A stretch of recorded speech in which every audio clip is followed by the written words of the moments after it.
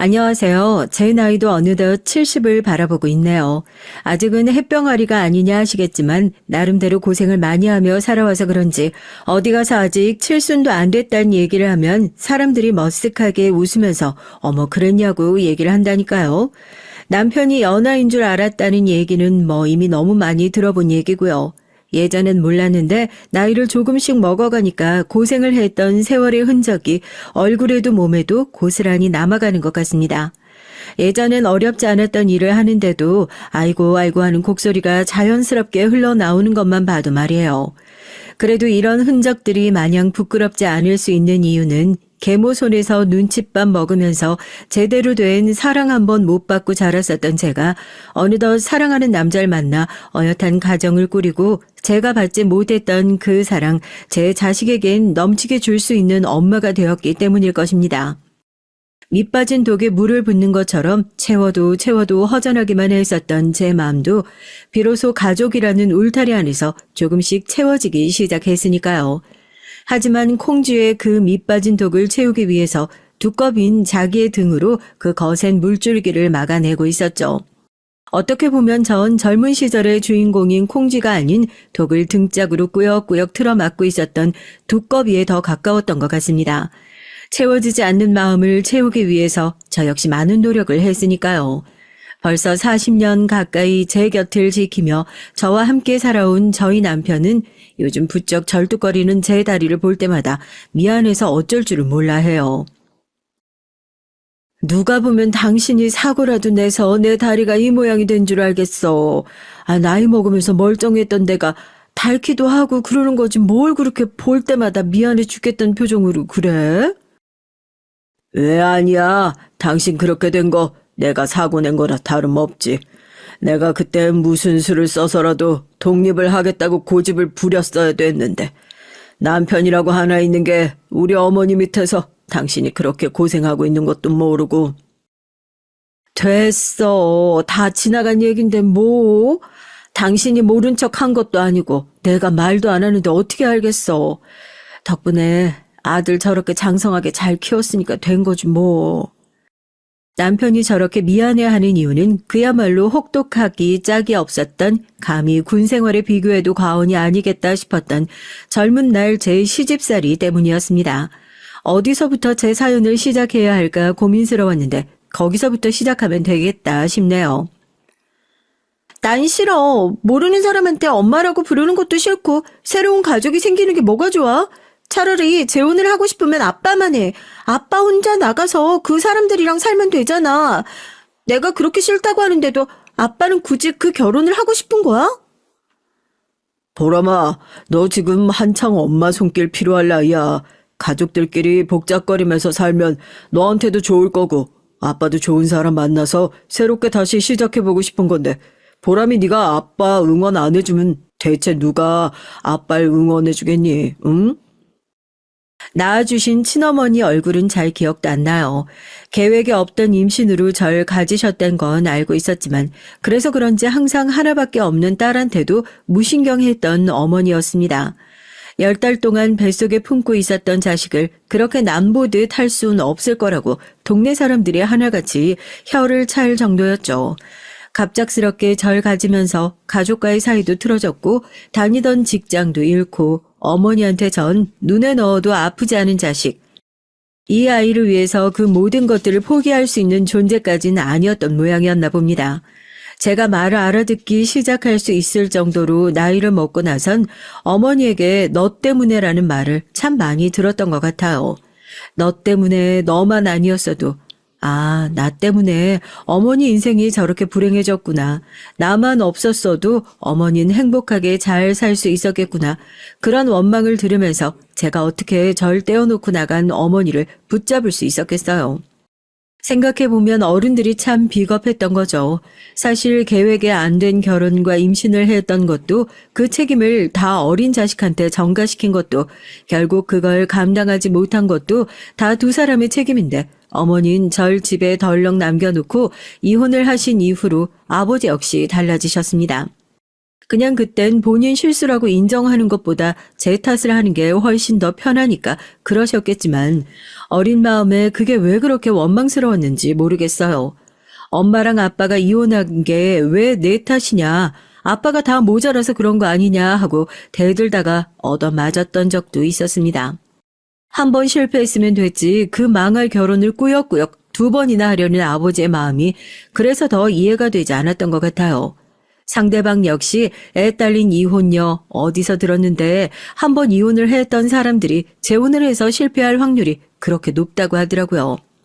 재혼해서 잘 사는 사람들도 많은데 괜히 사람들이 심술맞게 하는 소리가 아니냐 싶겠지만 재혼 과정에서 커온 전 톡 까놓고 한번 물어보고 싶어요.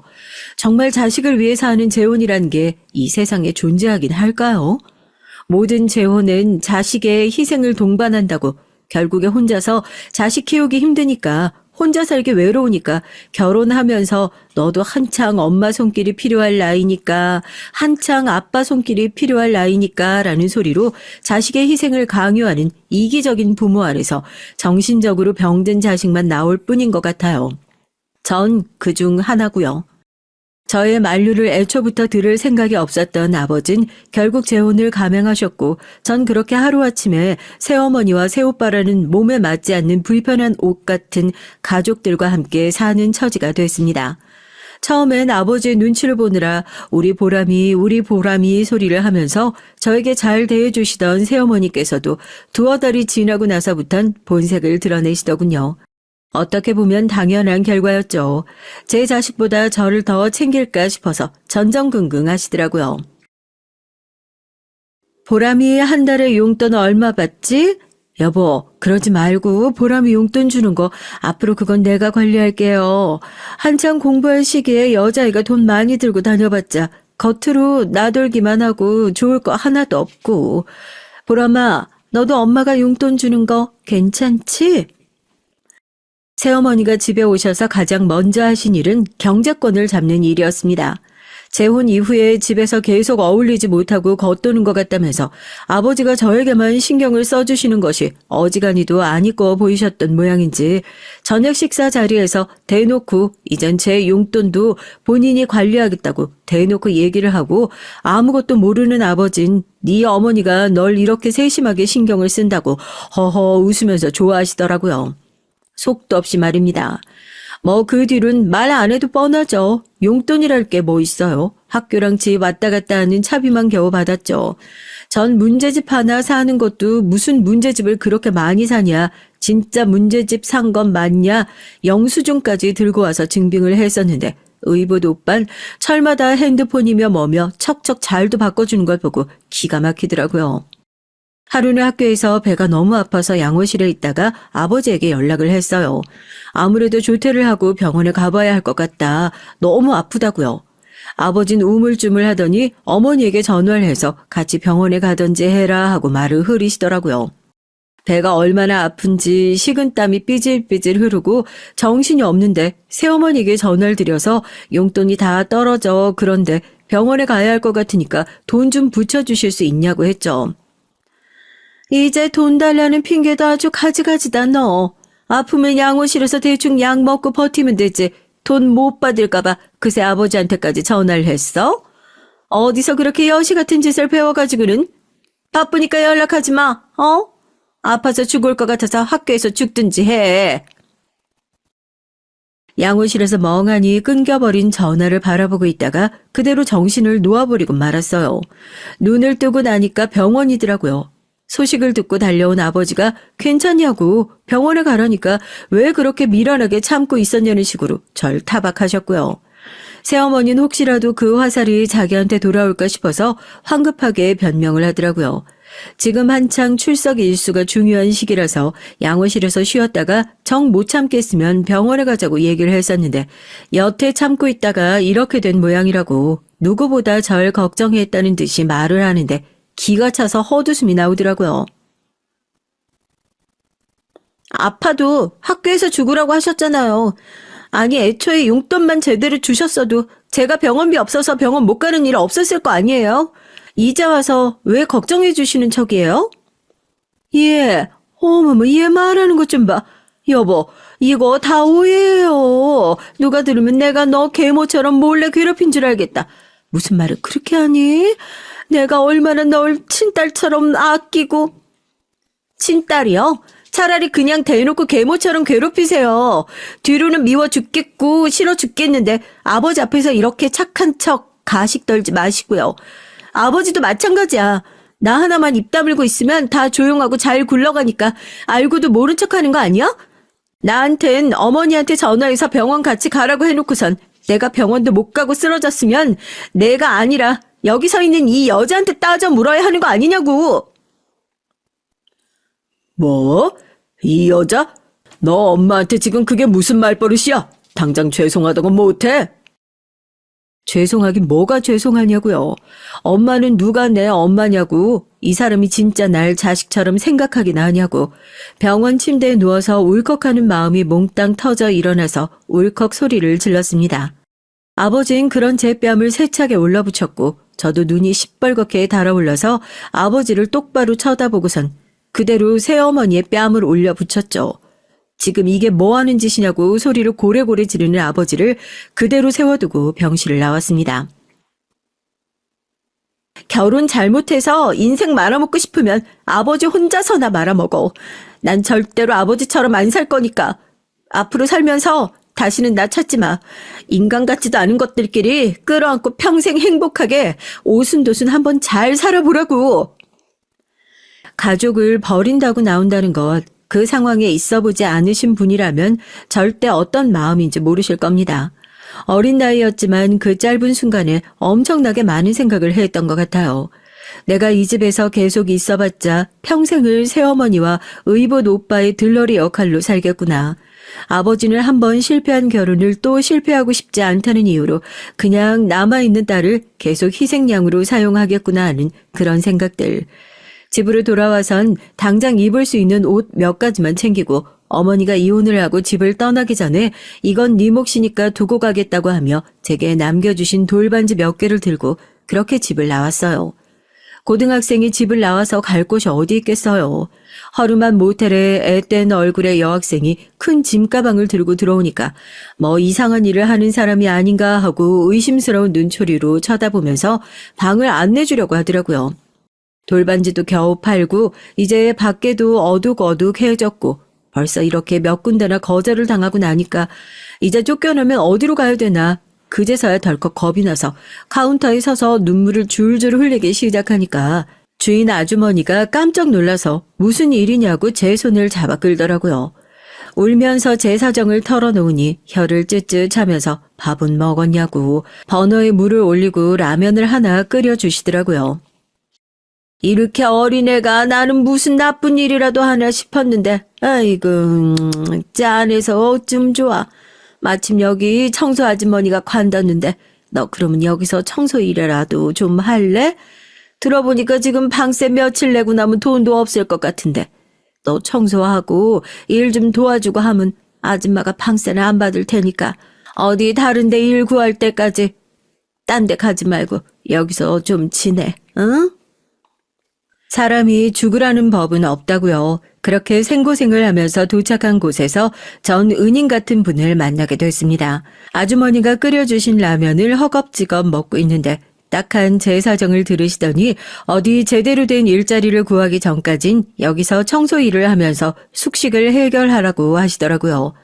라면을 입에 물고 눈물을 펑펑 쏟으면서 감사하다고 정말 감사하다고 인사를 드리고 그날 정말 오랜만에 퀴퀴한 쩐내가 나는 손바닥만한 방 안에서 마음 편하게 두 다리를 뻗고 잠에 들었던 것 같습니다. 그렇게 조금 이른 저의 독립생활이 시작됐죠. 모텔에서 일을 도우면서 한 1년 정도 지냈어요. 거기서 20살도 맞이했고요. 근처에 큰 공장 단지가 있어서 그런 일을 구하러 온 사람들이 면접을 보러 오가며 들리느라 늘 손님이 끊이지 않는 곳이었고 그때 우연히 모텔 손님으로 오셨던 분의 소개를 받아 근처에 있던 공장에 생산직 근로자로 취업을 할 수 있게 됐어요. 집에서 나오고 난 이후로 사람은 절대 믿으면 안 되겠다. 나를 도와줄 수 있는 어른은 절대로 없다고 생각했었는데 결국 또 힘들 때 기대게 되는 것은 사람이더라고요. 공장에 들어가니 기숙사 생활도 할 수 있게 됐고 매달 월급도 따박따박 나오니까 얼마나 다행인지 모르겠다고. 이제야 한시름 던 것 같다면서 정말 본인 일처럼 기뻐하시며 사회 초년생이라 돈 들어갈 일 많다고 퇴직금이라 생각하라며 마지막 아르바이트비를 두둑하게 얹어주시던 모텔 사장님. 아직도 참 감사한 마음이 잊혀지지가 않습니다. 제가 일하던 공장은 주로 해외에 수출하는 물건을 생산하는 곳이었고 제가 그곳에서 일한 지 3년 차 정도 되었을 때 정말 같은 공장에서 일을 하고 있는 남편을 만나게 됐어요. 남편은 대학까지 졸업해서 해외로 오가는 물건의 입출고를 담당하는 업무를 맡고 있었으니까 저와 접점이라곤 하나도 없는 사람이었죠. 직원 식당에서 누가 절 빤히 쳐다보기에 내가 뭐 잘못한 거라도 있나 싶었거든요. 네가 도끼병이라도 걸린 거 아니냐 하시겠지만 주변에 있는 친구들도 저 직원이 너한테 뭐 할 말 있나 보다 하고 옆구리를 쿡쿡 찌를 정도로 정말 빤히 쳐다보는 시선이 부담스러울 정도였다니까요. 밥을 다 먹자마자 커피 2잔을 뽑아든 남편이 젠걸음으로 저한테 와가지고는 우리 어디서 본 적 있지 않냐고. 이게 무슨 개수작인가 싶었죠. 사람들 많은 데서 물어보기가 좀 그래가지고 긴가민가 하긴 한데 혹시 예전에 땡땡 모텔에서 일하지 않았어요? 맞죠? 어쩐지 얼굴에 엄청 낯이 익더라. 예전에 저 여기로 발령 나고 나서 기숙사 자리가 없어가지고 거기서 묵었거든요. 나이도 엄청 어려 보이는데 싹싹하게 일도 잘한다 해서 얼굴을 기억하고 있었는데 우리 회사 입사한 거예요? 이거 진짜 인연이네요. 알고 보니 다른 지역에서 근무하고 있던 남편이 회사에 발령받아 급하게 내려오면서 살 곳이 마땅치 않아 제가 일하고 있던 모텔에서 한 달 정도 묵었던 적이 있었는데 그때 오며 가며 저를 봐줬던 모양이더라고요. 저야 하루에 손님이 몇 명씩 왔다 갔다 하는데 사람들 얼굴을 어떻게 하나하나 다 기억을 하겠어요. 반대로 나이도 어린데 일을 참 싹싹하게 잘한다 싶어서 남편은 제가 사장님 딸인가 하고 기억을 하고 있었다고. 보자마자 반가워서 아는 척을 하고 싶었는데 사람들 앞에서 괜히 거기서 봤지 않냐고 하고 아는 척을 하면 이상하게 보는 사람들이 있을까봐 말도 못하고 있었다고 그러더라고요. 참 별 인연이 다 있었다 싶었다니까요. 회사에 들어가서 친한 사람이 한 명도 없었는데 그래도 그것도 인연이면 인연이라고 남편이랑 확 가까워졌죠. 교대 근무를 하는 저와 주간 근무를 하는 남편이 마주칠 일이 그렇게 많지 않았지만 어쩌다 근무 시간이 겹쳐서 얼굴을 보면 그렇게 반가울 수가 없더라고요.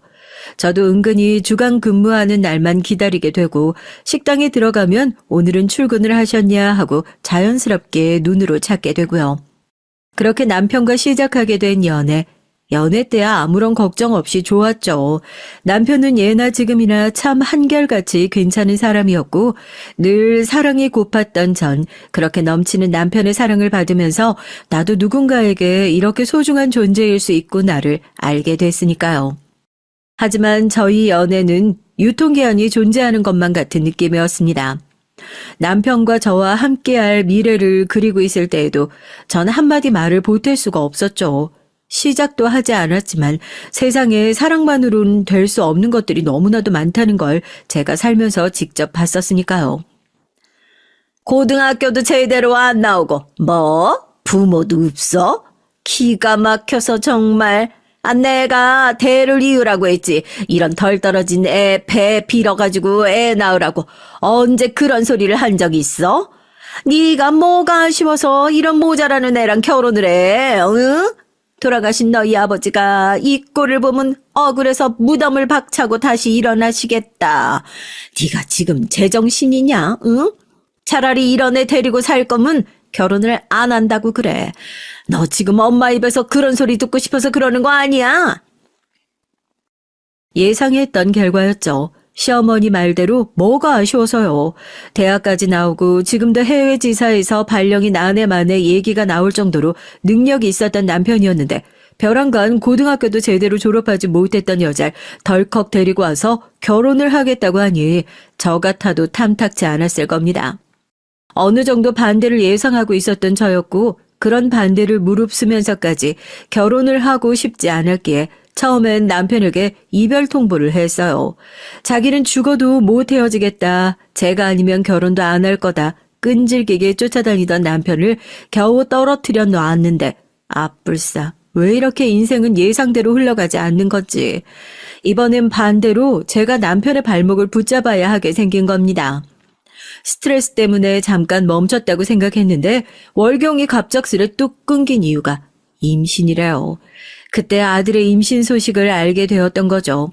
청천벽력 같은 소식에 처음엔 아이를 지워야 하나, 끝까지 비밀로 하고 나 혼자 몰래 키워야 하나, 별의별 생각을 다 했던 것 같습니다. 엎친 데 덮친 격으로 몸 상태가 너무 안 좋아져서 회사에 갑작스레 휴가를 내고 기숙사에 틀어박혀 있으니 소식을 들은 남편이 죽을 사두고 한달음에 달려와 줬더라고요. 무슨 일이 있냐면서요. 양손에 죽을 한아름 들고 땀범벅이 되어 서 있는 남편을 보는데 저도 모르게 눈물이 펑펑 쏟아졌습니다. 내가 무슨 부귀영화를 누리자고 뭐 얼마나 대단한 사랑을 하고 희생을 한다고 애 아빠도 없이 애 키울 생각을 했나 하면서요. 임신을 했다는 소식을 알리자 그대로 얼어붙은 남편이 제 앞에 무릎을 꿇고 펑펑 울면서 여태 몰라줘서 미안하다고 이제 무슨 일이 있어도 결혼하자고 자기가 제 남은 인생 다 책임지겠다고 하더라고요. 아이가 워낙 귀한 집이어서 그런지 결혼은 절대 안 된다 했던 시어머니께서도 임신을 했다는 소식을 듣자마자 울며 겨자 먹기로 결혼을 허락해 주셨고 그렇게 결혼, 임신, 시집살이가 눈 깜짝할 사이에 한꺼번에 시작됐습니다. 하지만 시어머니가 가족으로 인정하고 맞아주신 건 제가 아니라 제 뱃속에 있는 본인의 손주까지셨던 모양이었어요. 살얼음판이 따로 없더라고요. 눈만 마주치면 미워 죽겠다는 얼굴로 저랑 제 배를 한 번씩 흘겨보시곤 한숨을 푹푹 쉬시는 시어머니. 그런 시어머니 눈에 어떻게든 마음에 들어보기 위해 애를 쓰는 매일이었죠. 하지만 한번 눈 밖에 난 며느리가 무슨 짓을 해도 시어머니 눈에 애부터 가지고 들어와서 내 아들 발목 잡은 한심한 애로 보일 뿐이었나 봅니다. 새어머니와 함께 살며 천덕꾸러기 취급을 받던 그 옛날로 다시 돌아간 것 같은 기분이었죠. 넌 임신한 게 아주 벼슬이냐? 조금만 더 배불러오면 너 아주 시어머니한테 수발 들어달라고 그러겠다. 난 예전에 제 임신했을 때 배가 남산만하게 불렀는데도 시댁 어른 10명을 다 모시고 살면서 밥이며 빨래며 다 했는데 너는 일한다고 내빼고 툭하면 몸이 어쩌네 저쩌네 하면서 병원 다니고 이거는 뭐 나한테 건들지도 말아라. 시위하는 거야 뭐야? 그땐 육아휴직이라는 게 어디 있어요. 애 낳고 나면 직장 관둬야 할 것 뻔한데 시집살이 견디느니 출근을 하는 게 100번 1000번 더 낫겠다 싶어서 배가 불러와도 꾸역꾸역 출근을 했던 것도 있었죠. 그런데 시어머니 눈엔 그것도 영 안 입고 오신 거죠. 집에서 부려먹을 며느리가 출근을 한다는 핑계로 매일같이 자리를 비우니 그것도 교대 근무라고 낮이고 밤이고 할 것 없이요. 네가 나가서 벌어봤자 얼마나 버냐. 집에서 애나 제대로 봐라 하는 어머님의 성화에 결국 임신 7개월 차에 막 접어들었을 때 다니던 회사를 관두고 본격적으로 전업주부 생활을 시작했습니다. 회사 일이 아무리 힘들어도 시집살이보다 100번 1000번은 낫다 싶었죠. 넌 뭐 이렇게 하나 제대로 하는 게 없어. 앞으로 빨래할 땐 세탁기로 하지 말고 손으로 다 빨어. 이것들 죄다 다 다시 해. 알겠어? 실컷 빨래 다 해놓고 널어놓으면 빨래 걷어다 흙바닥에 내팽개치는 건 물론이고 한겨울에도 며느리 온수 쓰는 것이 아깝다고 제가 설거지하고 빨래할 때는 보일러 앞에 딱 버티고 앉아서 온수 못 켜게 하는 시어머니. 이것만 해도 어디 사연에 나와도 손색이 없을 것만 같은 미친 시어머니 아닌가 싶죠.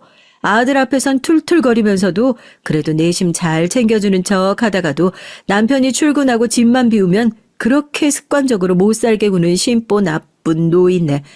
내가 너 받아주는 것만으로도 평생 고맙게 생각해야 한다고. 괜히 아들이랑 내 사이 이간질 시킬 생각 꿈도 꾸지 말라고. 부부 사이의 인연은 언제든지 법적으로 끌어낼 수도 있고 부모 자식 간의 천류는 끊어낼 수는 없다고 늘 협박하시던 그런 분이셨어요. 전 그런 시어머니가 뭐가 그렇게 무서워서 벌벌 떨었는지요.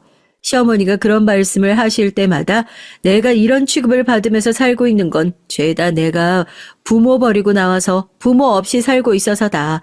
그러니 내 자식도 그런 취급받으면서 살게 할 수 없다. 그래서 더 꾸역꾸역 혼자 속으로 사귀었던 것 같습니다. 미련하고 무식했죠. 살다 보면 나아질 거라고, 남들도 다 이렇게 산다고, 그래도 모자란 며느리 안 내치고 살아주는 것이 얼마나 감사하냐 하면서 정신 승리하면서 살았던 거죠. 그 험한 시집살이를 당하면서도 그게 시집살이인 줄 모르고 그렇게 바보같이 살았어요. 내가 당하고 사는 것이 일반적인 것이 아니구나. 제가 정신을 차리고 깨닫게 된 건 남편이 해외 지사로 발령받고 약 2년간 집을 떠나 있던 시기였습니다. 처음엔 당연히 저와 저희 아들까지 모두 남편을 따라가겠다 나섰지만 시어머니가 눈에 불을 켜고 반대하는 통에 졸제 남편은 기러기 부부가 되고 저희 가족이 2년간 생이별을 하게 됐던 거예요. 지금이 한창 중요한 시기인데 어중간하게 해외 나갔다가 이것도 저것도 안 되면 제가 다 책임질 거냐면서 말도 안 되는 생떼를 부리셨어요.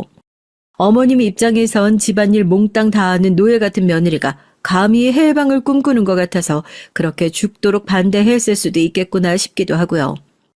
무슨 일이 있으면 연락하라고 당신이 항상 우선이라고 말하던 남편이 집을 떠나자마자 시어머니는 그동안 아들 앞에서 참아왔던 것을 풀기라도 하는 것처럼 더욱 지독하게 절 괴롭히셨습니다.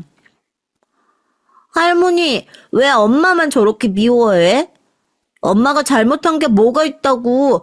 월급 받는 직원도 이렇게 일 안 하겠어. 할머니는 왜 엄마만 저렇게 미워해? 엄마가 잘못한 게 뭐가 있다고. 월급 받는 직원도 이렇게 일 안 하겠어. 할머니가 저 정도면 치매 검사라도 받아보셔야 하는 거 아니야? 세상에 어떤 사람이 자기 가족을 저렇게 종부리듯이 부리냐고. 엄만 그걸 왜 또 다 참고 받아주고 있어. 억울하지도 않아? 차라리 그냥 내가 아버지한테 말씀드릴까? 아버지한테는 할머니가 너한테 엄마 같은 존재인데 괜히 그런 얘기 하는 게 가족들끼리 없던 분란 만드는 길이야. 허튼 짓 하지 말고 너는 너 할 거만 열심히 하면 돼. 그래도 할머니가 다른 사람 몰라도 너는 하나밖에 없는 손주라고 예뻐하시잖아. 엄만 그거면 됐어. 제가 너무 오랫동안 시어머니의 소나기 밑에서 긴 괴롭힘을 당했던 탓일까요? 그냥 나 하나만 참으면 집안에 아무 일도 일어나지 않을 텐데 괜히 제가 나서서 일을 시끄럽게 만들고 싶지 않은 마음에 몸을 더 사리면서 살았습니다. 그럴수록 시어머니는 제가 본인에게 더욱 복종한다고 생각하고 기고만장해져서 악행을 서슴지 않고 저질렀고요. 하나밖에 없는 자식이 저한테 대놓고 그런 답답함을 표할 정도였으니 말 다 했죠 뭐. 그러던 중에 문제의 그 사고가 발생하게 됐습니다. 학교에 간 아들을 기다리면서 집안일을 하고 있던 날이었어요. 시어머니께선 밖에서 친구분들과 뭐 마음 상하는 일이라도 있으셨던 건지 집에 들어오자마자 욕짓거리를 내뱉으면서 마루 청소가 제대로 안 되어 있는 것 같다느니 어쩌느니 하면서 말도 안 되는 트집을 잡으며 시비를 걸기 시작하셨습니다.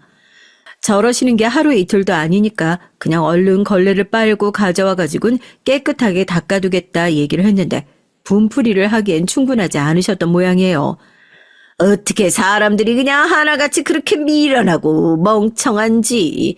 아는 것도 없으면서 아는 척하는 것도 열이 받아 죽겠는데 집에 들어와서 보니까 제일 미련하고 멍청한 인간을 지금 내가 끌어안고 살고 있는 거 아니야?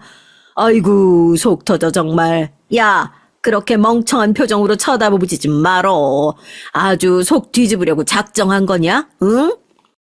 오늘따라 어머님의 트집이 유난히 심하다고 생각은 했었는데 거기서 그냥 더 대꾸도 말고 상대도 하지 말고 어디 슬며시 몸을 피하기라도 했어야 했나 봅니다.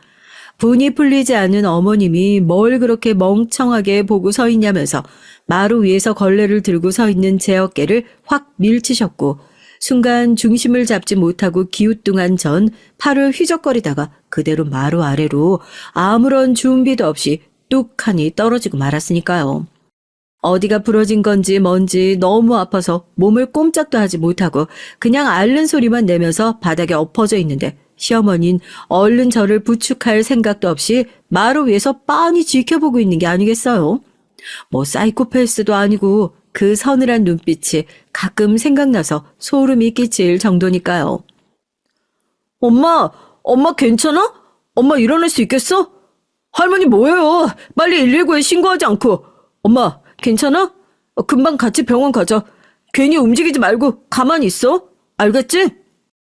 그때 막 학교를 마치고 돌아온 아들이 이 광경을 지켜보고 있었고 제가 바닥으로 떨어지자마자 화들짝 놀라서 달려와 저를 살폈습니다. 그제서야 저희 시어머니께서도 마루 아래로 내려와서 제가 괜찮은지 살피는 신용을 했고요. 아들이 부축을 해줬는데도 꼼짝을 할 수가 없을 것 같아서 119를 불러 병원에 가서 확인을 해보니 무릎뼈가 골절됐다고 하더라고요.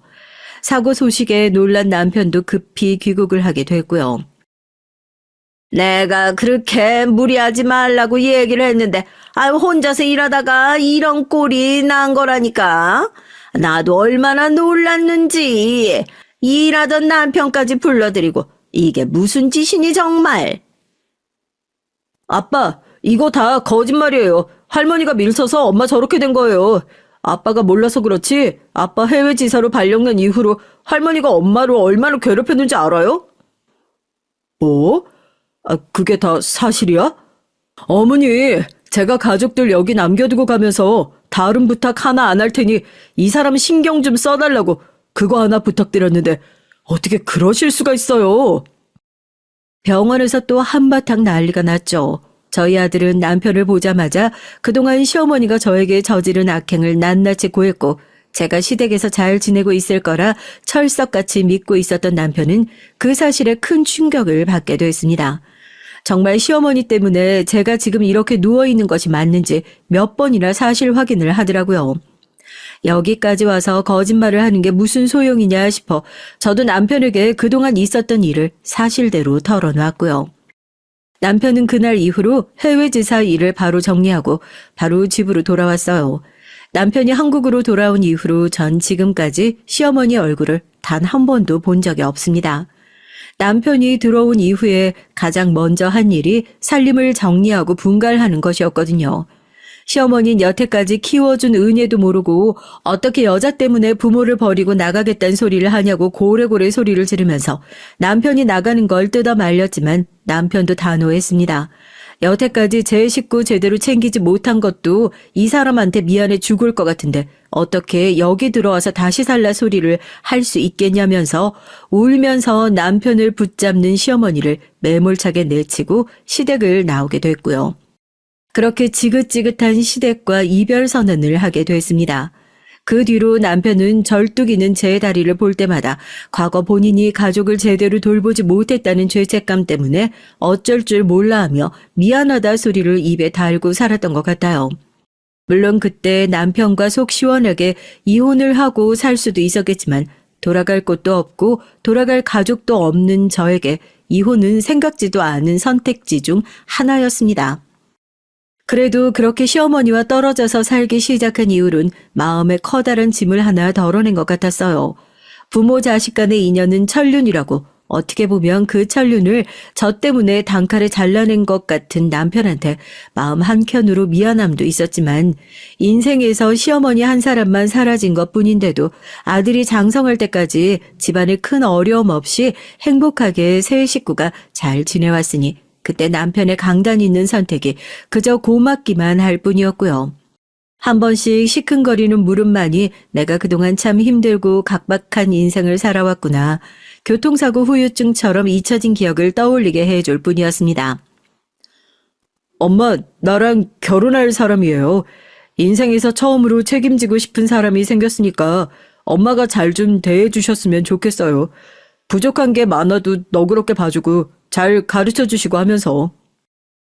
그런 제가 세월이 훌쩍 지나 어느덧 며느리까지 보게 되니 세월 참 빠르구나 하는 걸 실감하게 되더라고요.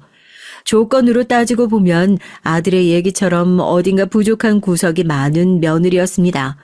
친정 형편도 어렵고 지금 당장 변변찮은 직장도 없이 계약직으로 일을 하고 있기도 했고요. 하지만 그동안 제가 시어머니에게 당해왔던 세월이 있는데요. 어떤 사람은 자기가 당한 것을 그대로 풀면서 내리 갈굼하는 사람이 있다고 하지만 전 그 정도로 못된 사람 되지 못하는 모양입니다. 처음 인사 오는 자리에서 혹시라도 싫은 소리 들을까봐 기가 팍 죽어있는 며느리의 모습을 보는데 어쩐지 옛날 제 생각이 나는 것 같아서 안쓰러운 마음이 앞서더라고요. 결혼을 하는데 모아둔 돈은 있냐, 혼수는 얼마나 해오려고 하냐 묻는 남편의 얘기에 기어 들어가는 목소리로 얘기하는 며느리가 그저 짠해 보이기만 해서 인사를 마치고 돌아가는 며느리를 붙잡고 며느리의 손에 봉투 하나를 들려줬습니다. 시댁 올 때마다 그렇게 기죽을 필요 없어. 둘이 좋아서 같이 사는 건데 사는 게 조금 모자라고 부족하면 뭐 어때? 살다 보면 나아지기도 하고 지금 사는 거랑 비교도 안 되게 좋아질 수도 있고 하는 거고 그렇지. 시댁 올 때마다 항상 어깨 쫙 펴고 당당하게 들어와. 응? 나는 딸 같은 며느리 이런 거 하나 필요 없어. 그냥 며느리답게 나도 항상 너 볼 땐 손님 맞이하는 마음으로 그렇게 대할 테니까 우리 서로 해야 할 도리만 잘 지키면서 앞으로도 그렇게 살자. 내 말 무슨 뜻인지 알겠지? 이건 아무한테도 얘기하지 말고 그냥 여태 우리 아들 옆에서 잘 챙겨주고 하는 게 고마워서 내가 주는 거라 생각하고 결혼할 때 부족한 거 있으면 혼수든 결혼식 비용이든 뭐든 보태서 써라. 알겠지? 어머님, 정말 감사해요. 앞으로 제가 더 잘할게요.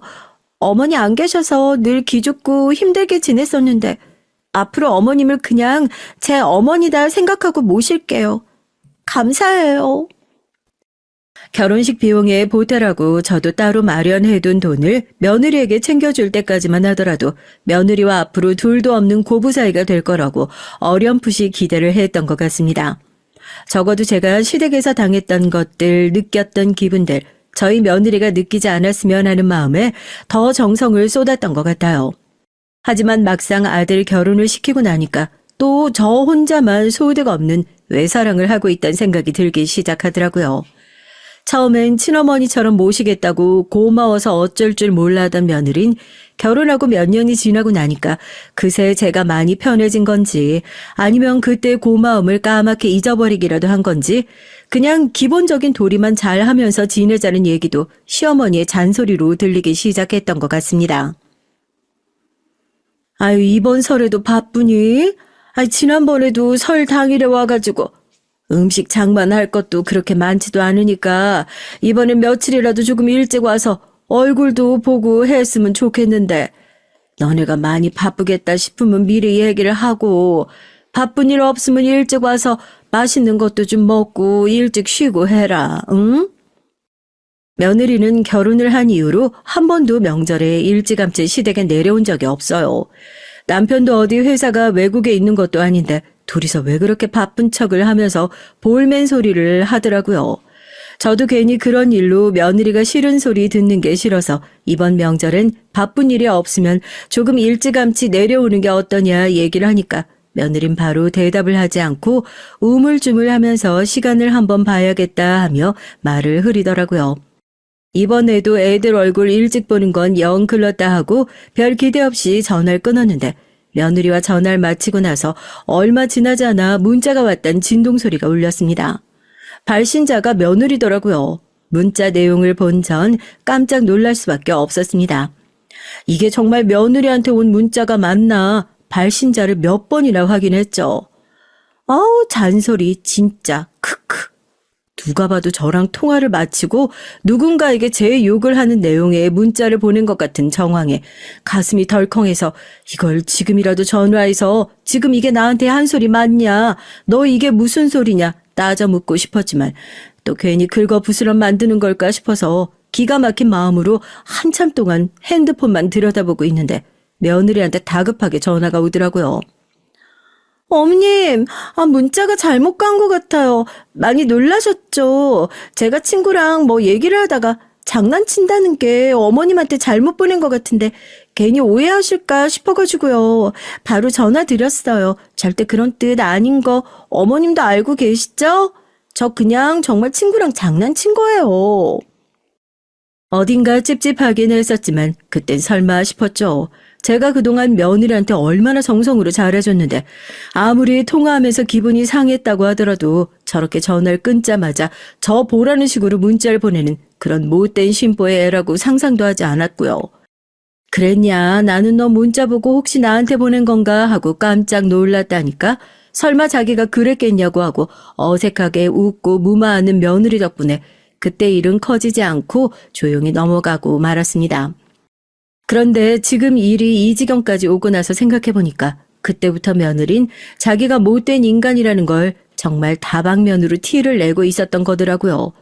간을 보고 있었던 거라고 해야 할까요? 자기가 구워 삶을 수 있는 인간인지 아닌지 시어머니 머리 꼭대기 위로 올라가서 주무를 수 있을지 없을지 말이에요. 시집살이란 건 한 번도 시키지 않고 그저 아들과 며느리가 뭘 해달라고 하면 그래 너희들 좋은 대로 해라 너희들이 좋으면 됐지 하면서 넘어갔던 제 행동들이 며느리에게 그저 본인 입맛대로 다룰 수 있는 만만한 시어머니로 보였던 거였다고 생각하니까 지금도 울컥하고 화가 올라오는 것 같네요. 그렇게 명절 당일 서울에서 내려온 아들내외는 장거리 운전으로 힘들다는 핑계로 집안일도 제대로 돕지 않고 오자마자 이게 힘들다 저게 힘들다 투덜거리기만 바쁘더라고요. 집이 너무 시골에 있어서 한번 올 때마다 큰맘 먹고 내려와야 한다는 둥 오만 생색을 다 내게 저것도 내가 들으라고 하는 소린가 하고 괜히 얼마나 신경이 쓰이던지요. 당신 요즘 들어서 무릎을 더 쩔뚝이는 것 같은데 이번에 애들 내려온 김에 병원 좀 물어보지 그래. 너네 어디 서울에 엄마 다닐 만한 괜찮은 병원 좀 알아보는 게 어디냐? 아무래도 무릎 수술을 다시 한번 해야 할 것 같은데 이쪽에 있는 병원에서 하는 것보다야 서울에 있는 병원에서 수술하는 게 훨씬 더 괜찮지 않겠어? 엄마 무릎이 많이 안 좋아? 그러니까 명절이라고 괜히 음식 장만 같은 거 하지 말고 음식도 다 사서 장만하자니까. 혜영이가 지금 일 쉬고 있으니까 혜영이 네가 엄마 병원 좀 알아보면 되겠다. 안 그래도 나도 엄마 계속 그러고 다니는 거 신경 쓰였는데 잘 됐네. 요즘 들어 무릎 시큰거리는 게 심해져서 눈에 띄게 절뚝거릴 정도로 상태가 안 좋아서 근처에 있는 병원에 갔더니 아무래도 큰 병원에서 재수술을 받는 것이 좋겠다는 얘기를 했었던 터라서 저도 한번 시간을 내서 큰 병원에 가봐야겠다 생각은 하고 있었는데 남편이 애들 오니 먼저 얘기를 꺼내더라고요. 괜히 애들 귀찮게 하는 것 같아 별 얘기 안 하고 있었는데 마침 며느리가 지금 일을 쉬고 있는 터라면서 며느리와 함께 병원을 다니면 어떻겠냐 아들도 그렇게 얘기를 했고요. 운전도 하지 못하니까 제 입장에서도 저 혼자 아픈 다리 끌고 병원 왔다 갔다 하는 것보다 며느리가 도움을 주면 한결 수월하겠다 싶어서 참 다행이다 싶었죠. 남편과 아들은 거실에서 차를 지낼 준비를 하고 있고 저랑 며느리는 부엌에서 장만한 음식을 그릇에 옮겨 담고 있는데 아까 했던 얘기가 생각이 나서 제가 먼저 며느리에게 넌지시 얘기를 꺼냈습니다. 요즘 일 쉬고 있다는데 집에서 뭐 바쁘게 하고 있는 거 있냐고요.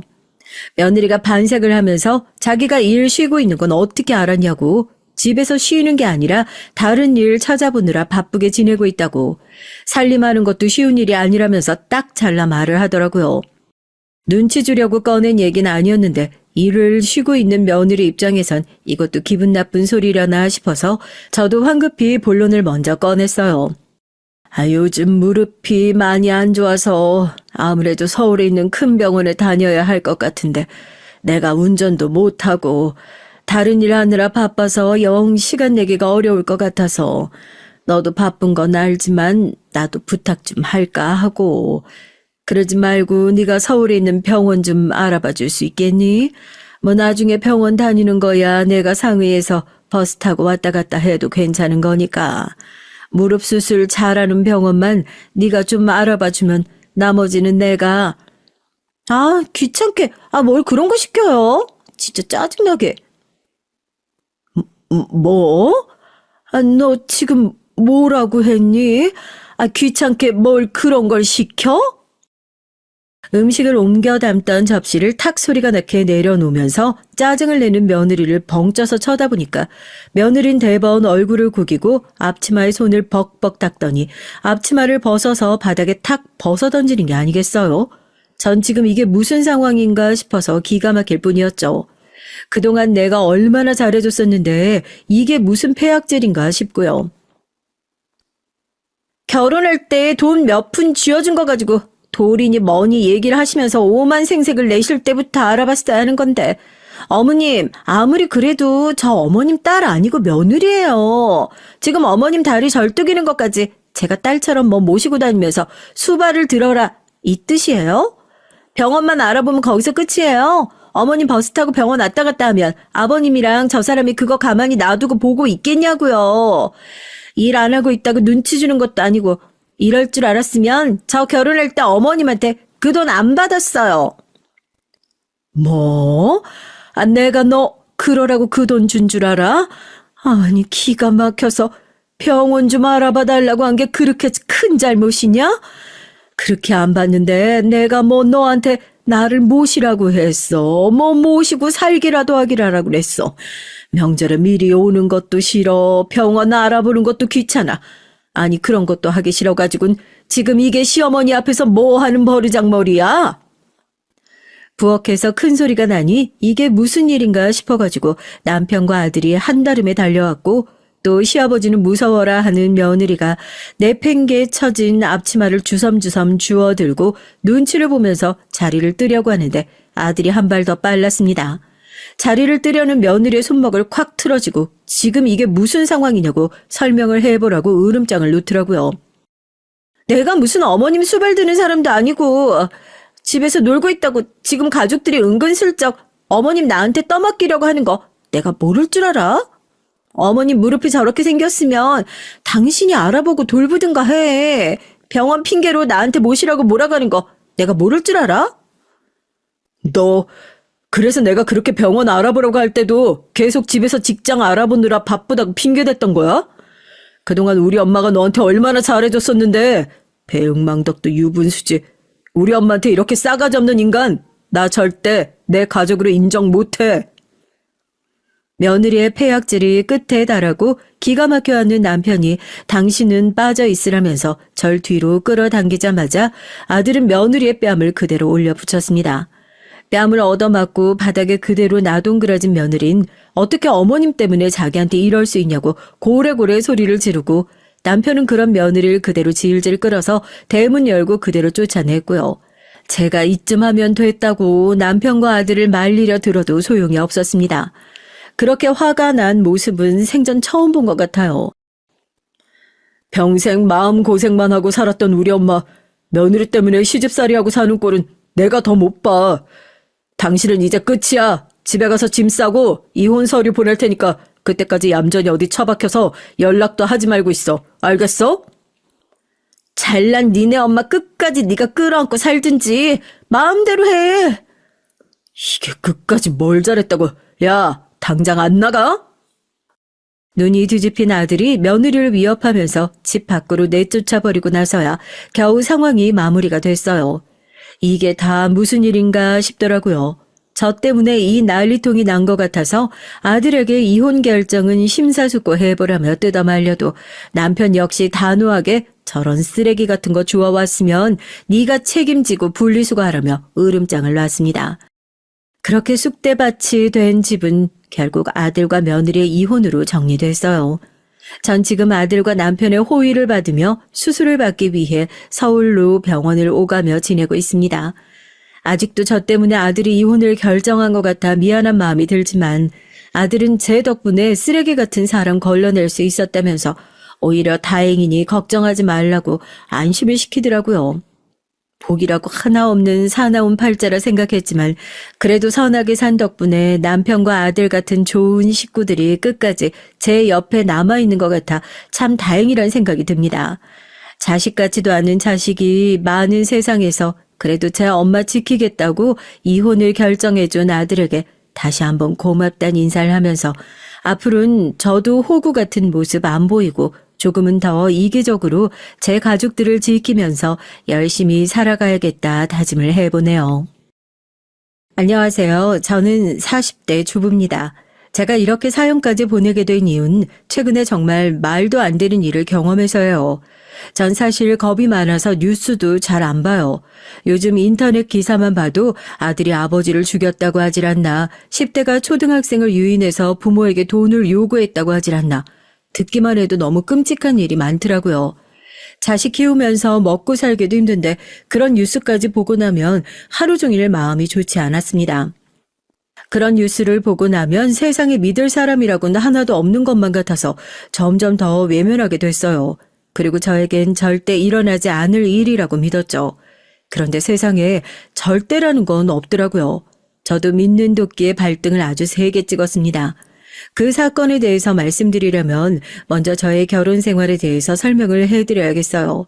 저와 남편은 같은 직장에서 눈이 맞아 결혼했어요. 사내 연애다 보니 조심할 만도 한데 둘이 너무 좋아서 티가 다 났나 봐요. 저희는 숨긴다고 숨겼는데 직장 동료들이 다 눈치채고 있었더라고요. 저와 남편은 2년 연애 끝에 결혼했습니다. 제 결혼 생활은 비교적 원만했어요. 남편과 사이도 좋았고 시어머니도 굉장히 좋은 분이시고요. 제 주변 친구들을 보면 시어머니와 고부 갈등 때문에 남편과 이혼까지 고민할 정도로 힘들어하는 친구들이 많았는데 전 그 반대였죠. 남편과 다투다 화가 나서 내가 어쩌다 저런 인간이랑 결혼했나 싶다가도 천사처럼 마음씨 고운 시어머니를 뵙고 나면 남편을 미워했던 마음이 눈 녹듯 사라지곤 했습니다. 결혼 초기에 이런 일도 있었어요. 제가 아이를 낳고 육아휴직을 써서 집에서 아이를 돌보고 있었습니다. 저도 첫 아이라 하루하루가 매일 고단하고 힘들었죠. 친정도 멀어서 도움받을 데도 없고 너무 막막하기만 했어요. 그런데 시어머니가 먼저 나서서 육아를 도와주셨습니다. 주변에서 아이를 낳은 사람들 말을 듣다 보면 시어머니가 산후조리를 해주거나 아이를 봐주면 더 불편하고 힘들다고 하는데 전 불편한 거 하나 없었어요.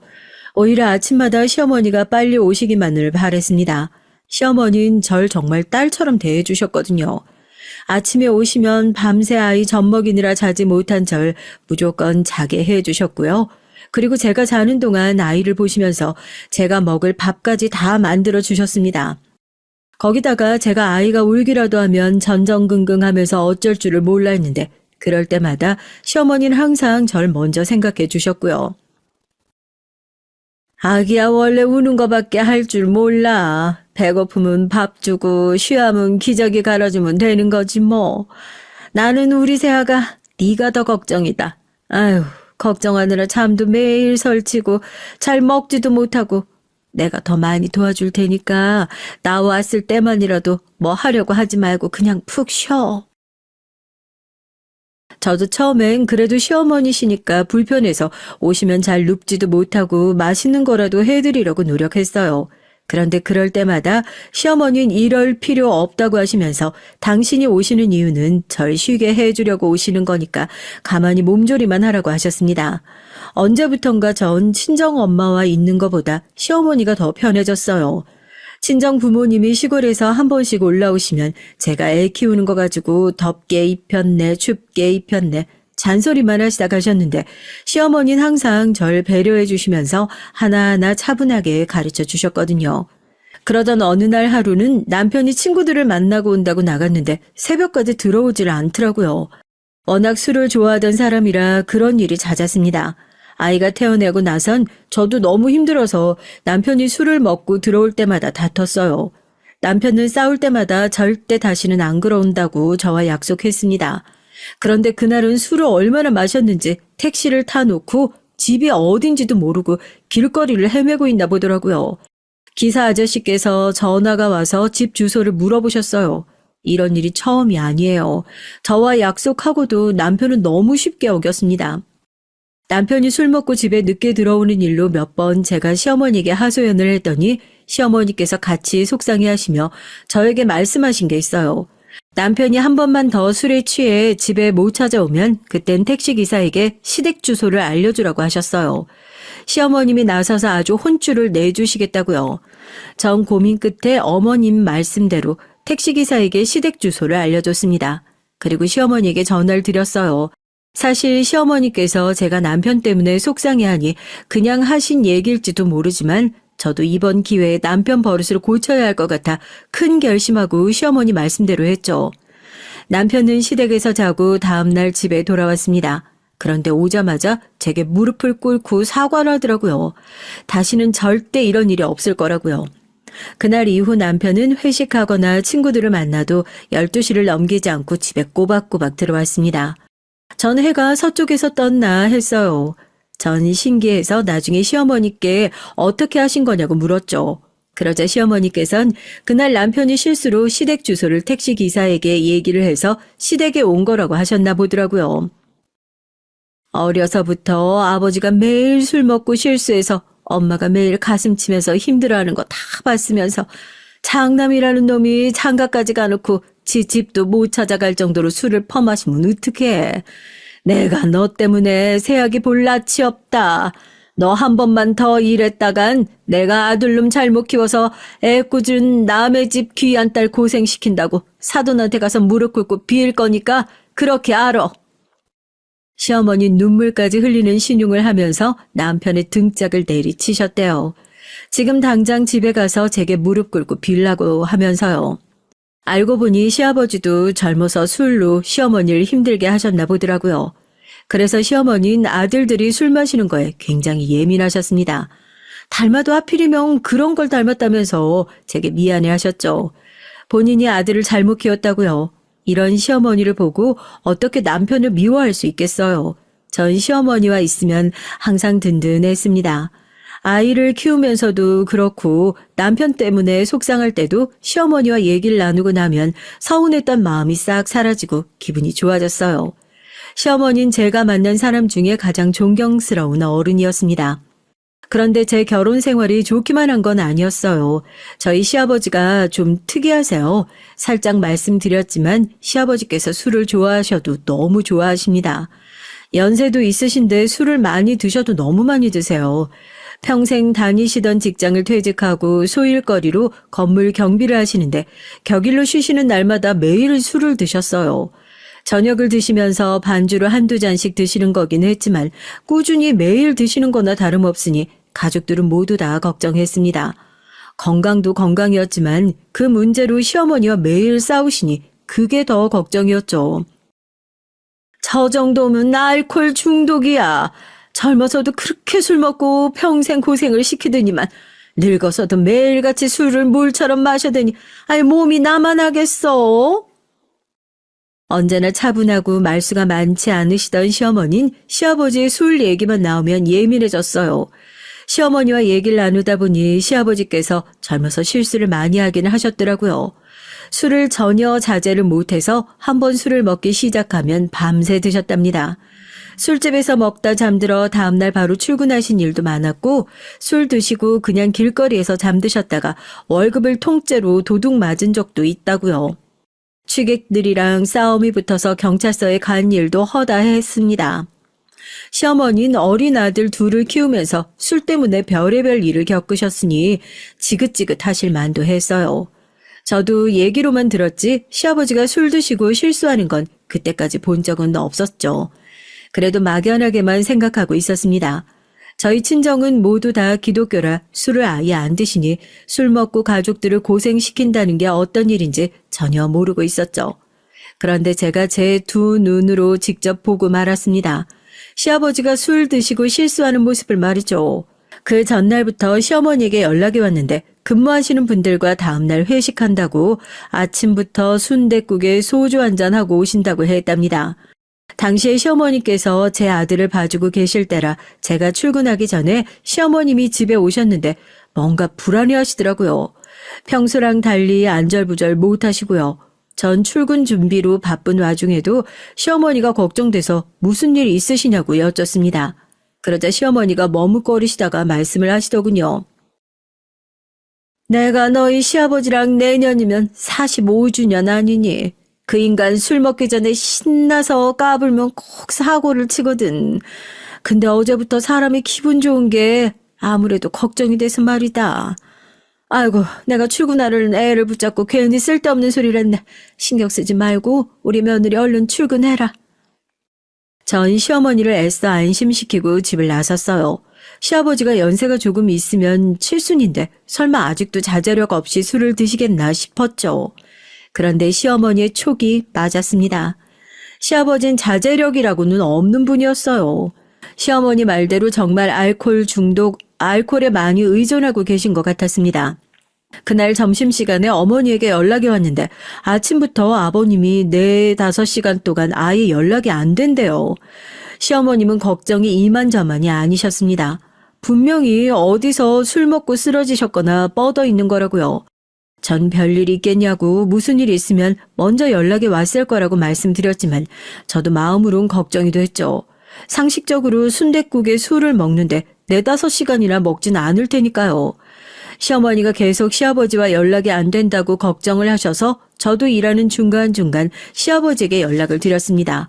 정말 전화를 안 받으시더라고요. 그러다가 제가 퇴근할 때가 돼서야 연락이 됐어요. 전화를 받은 건 아버님이 아니었습니다. 생전 처음 들어보는 동네 지구대 경찰이라고 하더라고요. 전 남편과 함께 지구대로 갔습니다. 시어머님은 저희 아들을 봐주고 계셨으니까요. 지구대에 도착을 해서 들어갔을 때 전 너무 놀라서 눈을 어디다 둬야 할지 모르겠더라고요. 시아버지께서 속옷바람으로 지구대 의자에 누워서 주무시고 계셨거든요. 경찰들이 이불을 덮어주긴 했는데 시아버지가 술에 취해서 계속 이불을 발로 걷어차더라고요. 이런 망할 놈들, 누가 내 옷을 벗겼어? 내가 너희들 가만 안 둘 거야, 어? 빨리 경찰 불러. 경찰 안 불러? 아버지, 여기서 뭐 하시는 거예요? 술을 도대체 얼마나 드셨으면 이 지경이에요? 아버지가 경찰서에 끌려왔는데 무슨 경찰을 찾고 있어요? 시아버지의 모습을 보자마자 남편은 언성을 높였습니다. 지구대에 있던 경찰들이 남편을 말렸고요. 경찰들 말이 시아버진 길거리에서 옷을 벗고 비틀거리며 돌아다녔대요. 춤도 추고 노래도 부르고요. 결국은 노상방뇨를 하다가 주변 가게에 신고를 받고 지구대에 끌려오셨답니다. 옷은 어디다 벗어뒀는지 찾을 수도 없었대요. 도대체 이 낯선 동네까지는 어떻게 오셨나 했더니 직장 근처에서 술을 드시고 무작정 지하철을 타고 계속 돌다가 그냥 아무 역에서나 내리셨나 봐요. 그러다 소변이 마려워서 아무데나 누려고 하신 거죠. 남편은 한숨을 크게 내쉬며 이 말 짚었습니다. 그리고 저에게 미안하다고 했어요. 이런 꼴을 보게 했다고요. 전 남편의 손을 잡아줬습니다. 그리고 우선 시아버지를 모시고 집으로 돌아가자고 했죠. 얼른 술이 깨셔야 할 것 같아서요.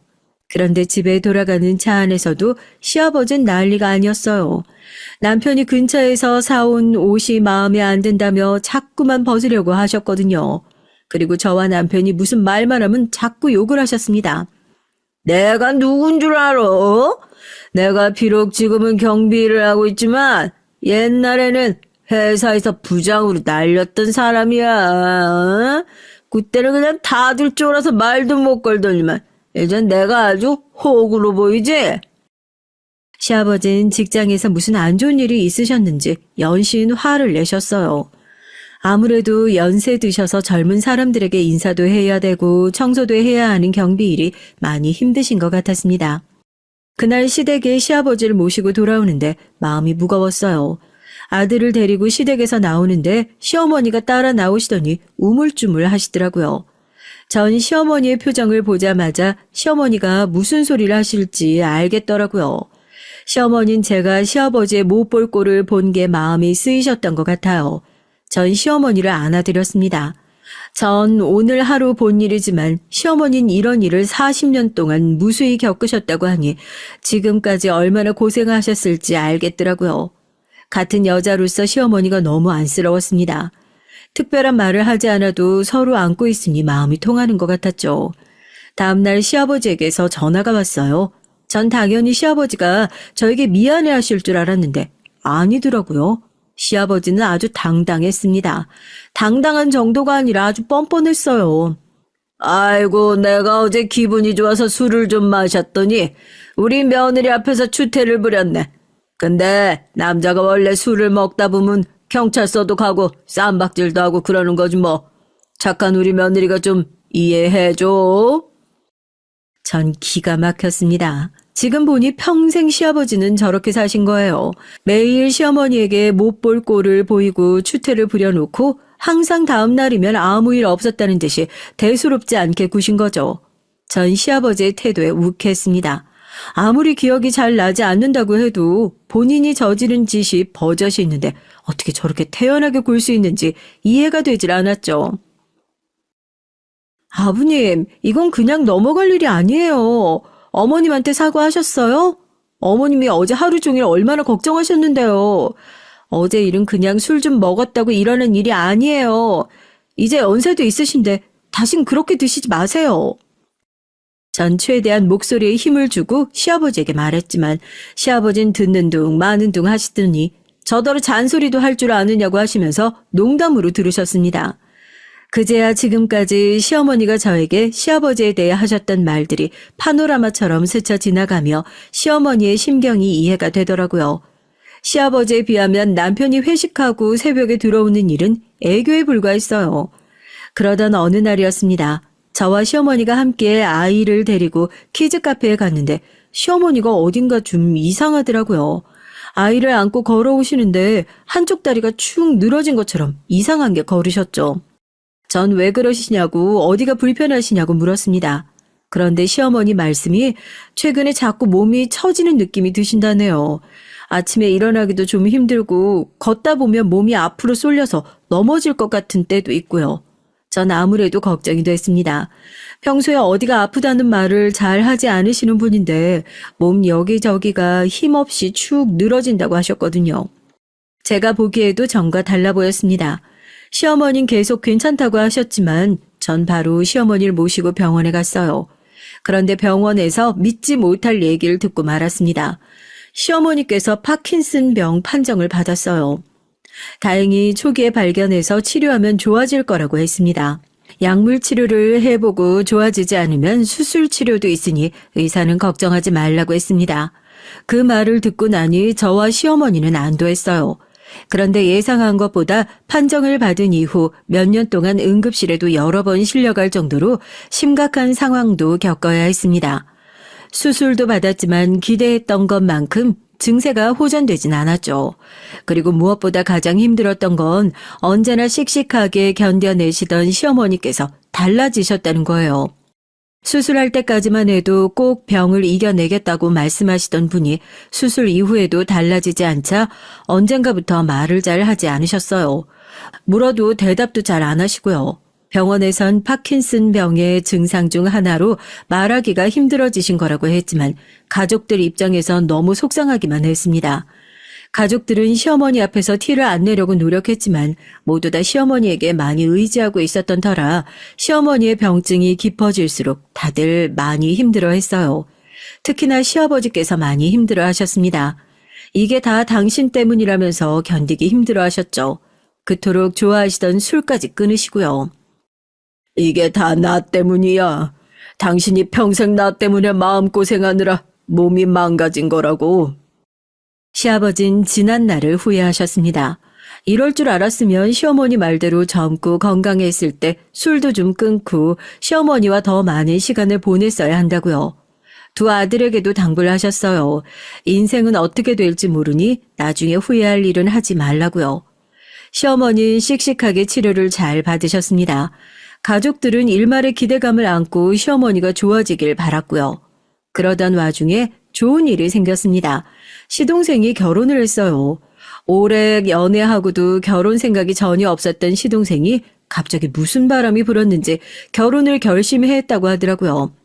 아무래도 시어머니가 매일같이 얘기하시던 소원을 들어드리려고 결혼을 결심한 것 같았습니다.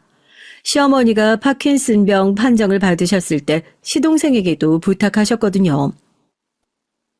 엄마 몸 굳어서 휠체어 타기 전에 우리 막내 결혼식은 혼자 꼭 걸어서 들어가고 싶어. 엄만 무슨 그런 소리를 해. 엄마가 휠체어를 왜 타? 엄마 다시 금방 건강해질 거니까 다신 그런 소리 하지 마. 사람은 언제나 최악을 상상하잖아요. 시어머니도 말은 안 하셨지만 많이 무서우셨던 것 같아요. 시동생이 결혼해서 알콩달콩 살면서 손주까지 낳는 것까진 기대 안 해도 결혼식장에 들어가는 모습만이라도 보고 싶다고 하셨죠. 전 시어머니께서 그런 소리를 할 때마다 화를 냈어요.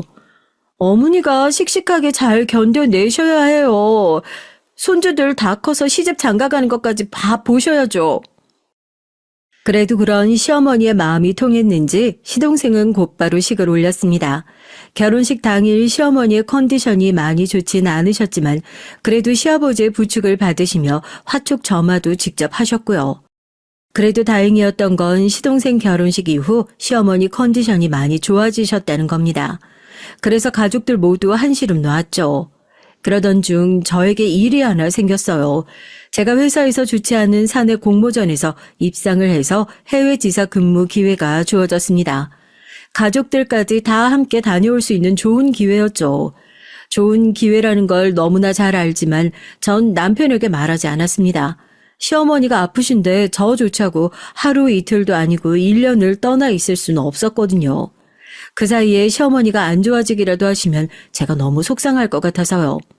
그런데 남편이 회사에 아는 동료가 많다 보니 제 얘기를 들은 거예요. 남편은 제가 시어머니 때문에 해외 근무를 포기했다는 사실을 알고 제게 화를 냈습니다. 당신이 해외 지사 가서 근무하고 싶어 했던 거 내가 다 아는데 그 좋은 기회를 이렇게 날리면 안 되지. 우리 어머니 걱정돼서 그러는 거면 당신만 다녀와. 내가 여기서 우리 아들이랑 어머니 돌보면서 있을 테니까. 남편은 해외 근무를 저만 다녀오라고 했어요. 시어머니가 오랫동안 투병 생활을 하시면서 제가 매번 병원도 모시고 가고 입원하시면 간호하느라 고생한 걸 아는데 하고 싶은 일까지 못하게 할 수는 없다고요. 전 고민 끝에 저만 해외 근무를 다녀오기로 했습니다. 시어머니 몸도 안 좋으신 와중에 제 얘기를 들으시고는 무조건 다녀오라고 하셨고요. 그때까지 버티고 있을 테니 걱정하지 말라고요. 그런데 예상 외의 복병이 있었습니다. 바로 시아버지였어요. 시아버진 절 따로 방으로 불러내시더니 눈물까지 훔치면서 얘기를 하시더라고요. 애미야, 내가 이기적이라는 거 잘 알지만 해외 가기로 한 거 안 가면 안 되겠니? 네 시어머니가 어떤 사람이냐? 네가 애 낳고 일 그만둘 뻔했을 때 하고 싶은 일 하라면서 본인이 먼저 나서서 네 아들 다 키워줬잖니. 그뿐이니 자기 아들보다 너를 더 챙기고 예뻐했는데 너마저 없으면 어떡해. 시아버지의 말을 듣는데 저도 울컥했어요. 시아버지 말이 다 맞았어요. 시어머니가 저에게 어떻게 해주셨는데 시어머니가 몸도 못 쓰시고 병상에 누워 계시는데 제가 훌쩍 떠나버리는 건 말이 되지 않았습니다. 그런데 시아버지가 제게 하신 얘기를 밖에서 듣고 있던 동서가 저를 살짝 불러냈어요. 형님, 왜 아무 말도 안 하고 가만히 계셨어요? 해외 지사 꼭 가고 싶다고 솔직히 얘기를 하셨어야죠. 시아버지 속을 몰라서 그래요. 시어머니 병원에 들어가시면 형님 부려 먹으려고 그러는 거잖아요. 동선 젊은 친구라 그런지 매사에 저보다 솔직하고 똑부러졌습니다. 결혼 준비할 때도 보니까 본인의 의사 표현을 당당하게 잘하더라고요. 지금이야 저도 시아버지와 가까워져서 괜찮지만 사실 시아버지를 처음 만났을 땐 좀 무서웠거든요. 시아버지가 덩치도 있고 인상도 우락부락한데다 목소리도 무지 커요. 아버님 말씀 때문만은 아니고 이래저래 걸리는 게 많아. 아이도 아직 어린데 애만 아빠한테 맡기고 가는 것도 그렇고 어머님도 저렇게 안 좋으신데 맏며느리가 돼서 곁에 없는 것도 마음에 걸리고. 형님, 가만 보면 엄청난 효부인 거 아세요? 요즘 세상에 어느 며느리가 시어머니 간호를 해요. 아버님 멀쩡하고 건강하신데 아버님이 다 알아서 하시면 되죠. 이래서 어른들도 자식들이 잘 길들여야 한다니까요.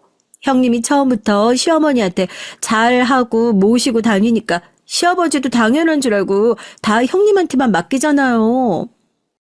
동서 말을 이해하지 못하는 건 아니었지만 전 동서 말처럼 모든 관계가 무자르듯 딱딱 정해져서 자를 수 있는 게 아니라고 생각했어요. 무엇보다 저와 시어머니의 관계는 동서가 생각하는 것처럼 일반적인 고부관계가 아니니까요. 동서가 몰라서 그러는데 나도 어머님께 도움받은 게 많아. 내가 어머님 모시려고 하는 건 의무적으로 하는 게 아니라 내 마음에서 우러나서 하는 거야.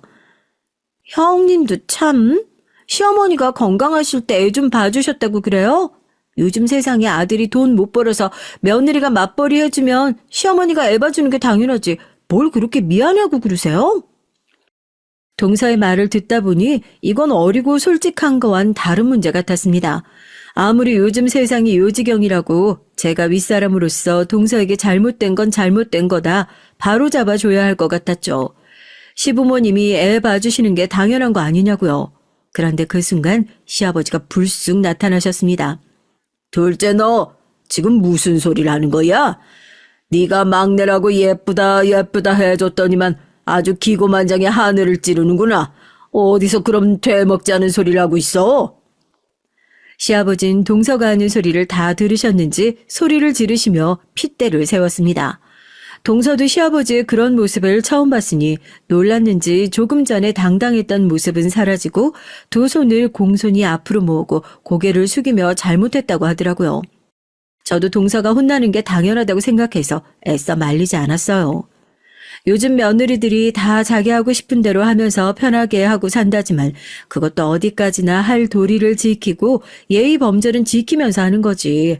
엄연히 어른이 계시는 집에서 입을 함부로 놀렸으니 혼나도 싸다 싶었죠. 그런데 그 이후 동서와 시아버지의 관계가 어딘지 묘하게 불편해졌어요. 안 그래도 시어머니의 투병 생활로 집안이 조용할 날이 없었는데 동서와 시아버지가 눈에 보이지 않는 묘한 신경전을 자꾸만 벌이니까 다른 가족들은 불편했습니다. 한 번은 그런 적이 있었어요. 명절을 앞두고 있었는데 시어머니께서 상태가 안 좋아지셔서 갑자기 병원에 입원을 하게 됐거든요. 마침 명절 연휴라 제가 시어머니를 모시고 병원에 들어가기로 했고요. 그런데 동서가 뜬금없이 이번 명절엔 시댁에 오지 않겠다고 하더라고요. 어머님도 아프셔서 집에 안 계시고 형님도 병원 들어가시면 명절날 남자들하고 저만 있어야 하는데 저 혼자 식사 준비하고 치우고 그 시중을 다 어떻게 들어요. 어차피 어머님 아프셔서 집안 분위기도 안 좋은데 이번 명절엔 그냥 각자 보내는 게 좋겠어요. 동서는 다시 봐도 참 대단한 사람이었습니다. 물론 마음으로 생각할 수야 있죠. 집안의 여자라곤 시어머니와 저 동서 셋인데 저와 시어머님이 병원에 들어가 버리면 아무래도 혼자 시아버지의 저희 남편 식사까지 챙겨야 하니까요. 동서의 말에 시아버지도 마음이 부글부글 끓으시는지 얼굴이 붉어지셨어요. 자기야, 그런 소리 나랑 상의라도 하고 해야지. 안 그래도 엄마 아파서 다 속상해 죽겠는데 그런 소리를 지금 꼭 해야겠어? 도대체 생각이 있는 거야, 없는 거야? 눈치를 보던 시동생이 먼저 나서서 한마디를 하니 시아버지도 참지 않고 동서를 몰아붙였습니다. 둘째, 넌 며느리로서 책임감이라는 게 전혀 없구나. 네 형님이 시어머니 모시고 병원에 들어간다는데 둘째로서 당연히 시댁에 와서 시아버지 식사를 챙겨야지. 이런 소리를 내가 직접 해야 되니? 네가 시어머니가 아파서 일일이 가르치질 않는다고 우리 집안을 아주 우습게 보는구나. 며느리가 가정부도 아니고 시댁 식구를 밥 차리는 게 어떻게 당연한 일이에요? 전 시아버지 밥상이나 차리라고 결혼한 거 아니니까 밥상 차릴 며느리 구하시면 다시 알아보세요. 시아버지와 동선 만나기만 하면 도대체 왜 저렇게 서로 으르렁대지 못해 안달인가 싶었습니다. 물론 동서가 아직 결혼한 지 얼마 되지 않아 집안 사정을 다 알지 못하고 성격도 자기 주장이 강한 편이라 잘 모를 수 있죠. 그럴 때마다 시아버지도 동서에게 좋게 타이르며 알려주시면 되는데 일일이 소리를 지르고 화를 내셨습니다. 결국은 명절날 동서는 친정에 가고 시동생만 시댁에 왔어요. 이번 명절은 각자 자기 집에서 보내기로 했다네요. 전체가 너무 나이가 든 건지 그때까지도 동서가 이해가 되지 않았죠. 그래봐야 하루 시댁에서 자는 건데 같이 음식해서 나눠 먹고 즐겁게 보내다 오면 되는 일을 뭘 그렇게 예민하게구나 싶었습니다. 그 하루를 못 참아서 꼭 저렇게 티를 내야 하나 싶었죠. 그런데 그 이후에도 동서는 시아버지와 많이 티격태격했어요. 제게도 은연중에 얘기하는데 시아버지가 며느리 단속을 너무 한답니다. 한 번은 시아버지께서 동서에게 결혼한 유부녀가 뭘 그렇게 회식에 자주 가냐고 했대요. 한 번 저녁에 전화가 왔길래 회식 중이라고 했더니만 남편 밥은 어쩌고 유부녀가 이 시간까지 술 먹고 있냐고 저한테 소리를 지르시더라니까요. 동서 회사가 남자 직원이 많은 남초 회사다 보니 시아버지는 그런 것도 신경이 쓰였나 봐요. 동서한테 술자리에 남자가 몇 명이나 묻기까지 하셨답니다. 그때부터 동선 시아버지에게 저녁에 연락이 오면 아예 받질 않았대요. 그뿐만이 아닙니다. 한 번은 시동생이 동서에게 병원 명함을 하나 줬대요. 시아버지 갖다 주라고 했다고요. 아버지가 잘 아는 병원이라고 예약해 놓으셨대. 가서 의사가 검사해 주는 대로 검사 받고 오라는데? 동선 무슨 검사인 줄도 모르고 시동생이 건넨 명함이 적힌 병원에 갔답니다. 그런데 알고 보니 산정검사를 예약해 둔 거였어요. 동선 아이가 어려서 결혼하고 1, 2년은 아이 안 갖고 신혼생활을 즐기고 싶다고 했는데도 시아버진 아이는 무조건 일찍 낳아야 한다면서 굳이 예약까지 직접 하셨더라고요. 병원에서 나오는데 곧바로 전화 와서 검사 결과 좋다고 했다고 오늘 밤에 바로 손주 좀 만들어 달라고 하시더라니까요. 무슨 시아버지가 며느리한테 그딴 소리를 해요. 저 정말 짜증나서 그냥 끊어버렸어요. 동선 쪽팔려서 친구들에게도 말도 못하겠다면서 저에게 연락이 왔더라고요.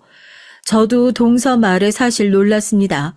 그러고 보니 저야 결혼하고 바로 아이를 낳기도 했고 시어머니가 아프셔서 병원에 왔다 갔다 하느라 시아버지와 따로 얘기를 나누거나 왕래를 많이 하지 않아 일일이 잔소리를 듣진 않았지만 동선 아무래도 시아버지한테 꽤 시달렸나 보더라고요.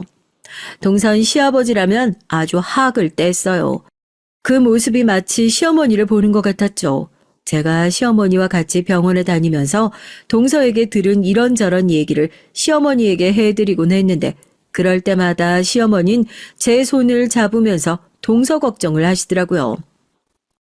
그 인간이 원래 그래. 자기가 나가서 할 짓 못할 짓 다 하고 다니면서 여자는 집에 아주 꽁꽁 가둬놓고 아무것도 못하게 한다니까. 둘째한테 큰애 네가 말 좀 잘 해줘. 그 사람이 원래 고지식하고 자기밖에 모르는 사람이라 그러는 거니까 한 귀로 듣고 한 귀로 흘려보내라고. 다 우리 며느리들 하고 싶은 대로 하라고.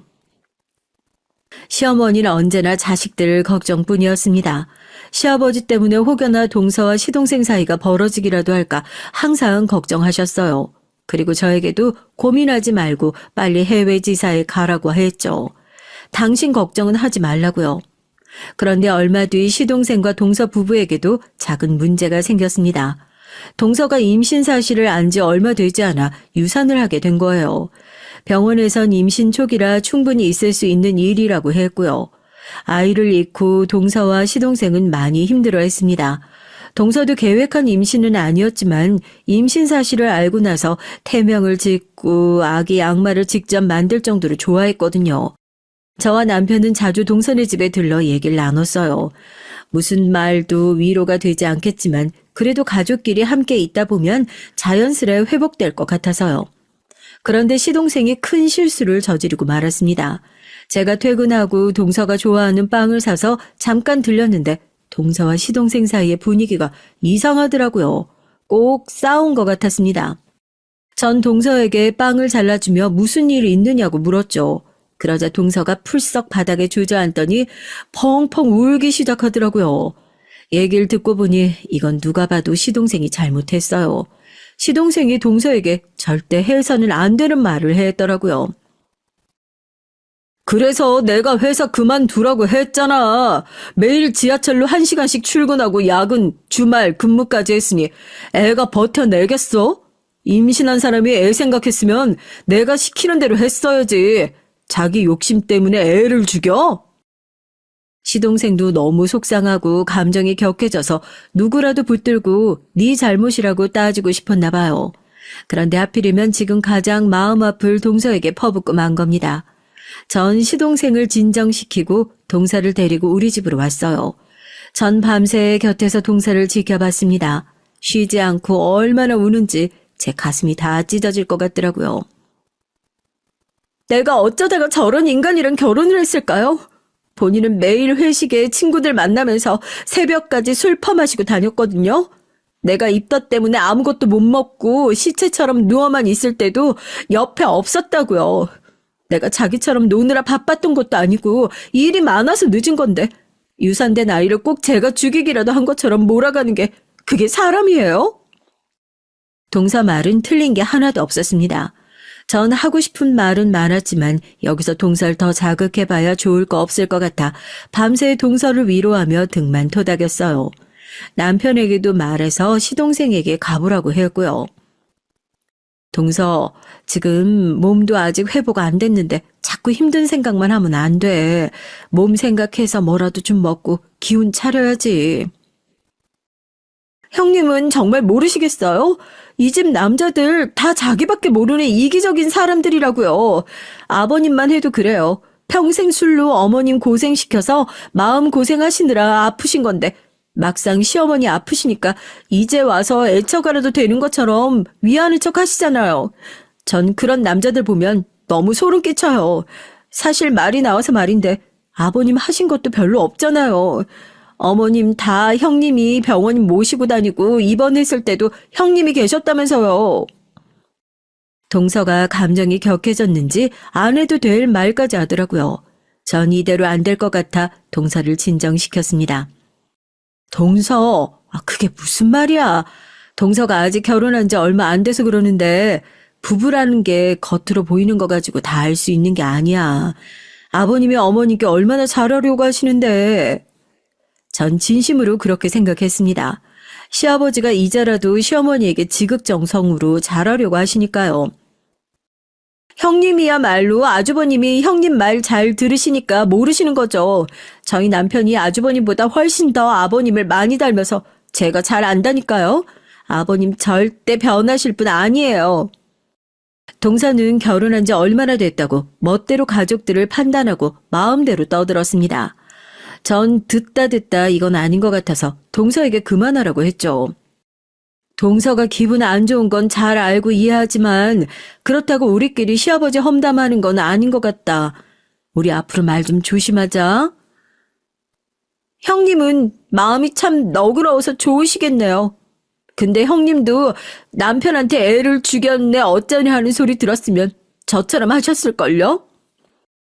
동서가 저번부터 시아버지에 대해 나쁘게 얘기하는 게 저로선 이해가 안 돼서 동서가 너무한다 싶었지만 최근에 힘든 일 겪었으니 동서 마음을 제가 헤아려야 할 것 같아 전 애써 말을 아꼈습니다. 얼마나 속상하면 저런 소리까지 할까 싶어서요. 그 이후 전 해외 지사 근무를 포기했습니다. 남편은 끝까지 괜찮다고 절 설득했지만 제 마음이 가는 대로 선택했어요. 집안 상황이 이런데 혼자 떠난다는 건 말이 되질 않으니까요. 전 시어머니의 곁에 남고 싶었습니다. 그게 훨씬 더 마음이 편한 것 같았어요. 제가 해외 지사에 가지 않겠다고 하자 누구보다 시아버지가 제일 좋아하셨습니다. 역시 큰 며느리라며 절 추켜 세우셨죠. 동선 그런 저를 답답해했고요. 물론 저도 아깝지 않은 건 아니에요. 가끔 밤에 자려고 누우면 내가 해외 근무에 갔으면 어땠을까 상상하며 떠올리기도 했지만 후회하진 않았습니다. 아이도 아직 어린데 곁에 있고 싶기도 했고요. 그로부터 얼마 뒤 시어머니 상태가 급격히 안 좋아지시더니 반년도 되지 않아 시어머니께서 돌아가셨습니다. 시어머니가 돌아가셨을 때 가족들 모두가 시름에 빠져 있었어요. 저와 남편은 시동생과 동서도 당연히 힘들어했지만 시아버지는 아예 식음을 전폐하고 누워만 계셨죠. 전 그런 시아버지가 걱정돼서 자주 찾아뵈려고 했고요. 그런데 시아버지께서 자꾸만 저희에게 오지 말라고 하십니다. 전 아버님이 좋아하시는 반찬이랑 간식 잔뜩 만들어놨다고 가져다 드리겠다고 했고요. 그런데 전혀 통하질 않았어요. 오긴 뭘 와. 나 이제 다 귀찮다. 너희 엄마도 내 곁에 없는데 먹으면 뭐라고 자면 뭐라겠어. 나도 나만의 시간이 좀 필요하니까 귀찮게 하지 말고 잠자코 좀 기다려. 시아버지가 제게까지 소리를 지르는 건 처음이라 저도 더 시아버지에게 연락드리지 않았습니다. 시아버지께서 혼자 있고 싶다고 하신 말씀이 진심인 것 같아서 그 뜻을 존중해 드려야 할 것 같았어요. 그렇게 시간이 흘러 시어머니의 49제가 돌아오고 있었습니다. 전 시아버지께서 어떻게 하실 생각인가 싶어 남편과 상의하고 연락을 드렸죠.